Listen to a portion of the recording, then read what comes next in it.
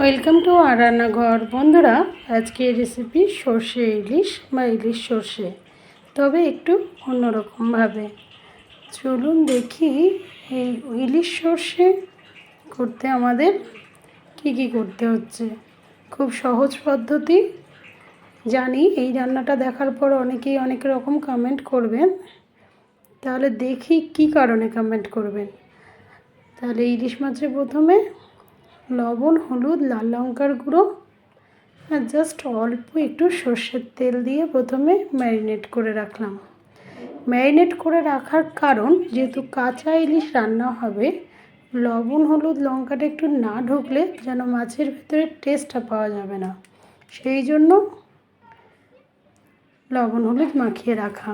এখন 2 চামচ সর্ষে সাদা কালো মিশিয়ে আর 1 চামচ লবণ দিয়ে সর্ষেটা বেটে নিচ্ছি।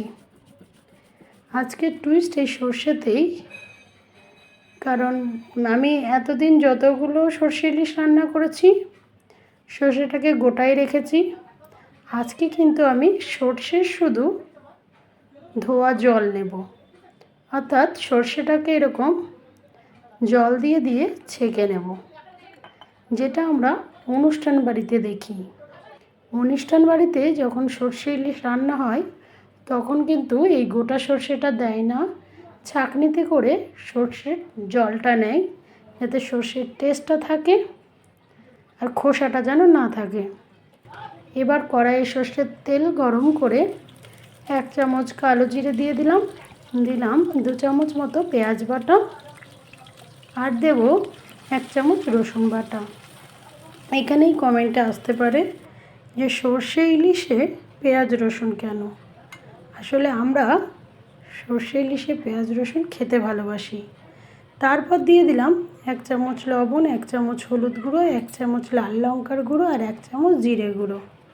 সব কিছু দিয়ে মশলাটা একটু ভালো করে কষিয়ে নেব।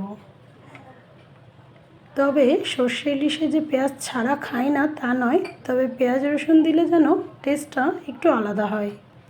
জল দিয়ে ঝোলটা ফুটিয়ে নেওয়ার পর কাঁচা ইলিশগুলো, যেটা লবণ হলুদে মাখিয়ে রেখেছিলাম, সেই ইলিশগুলো দিয়ে দিলাম। এই ইলিশগুলো ডিমে ভরা এবং খেতেও খুব টেস্ট।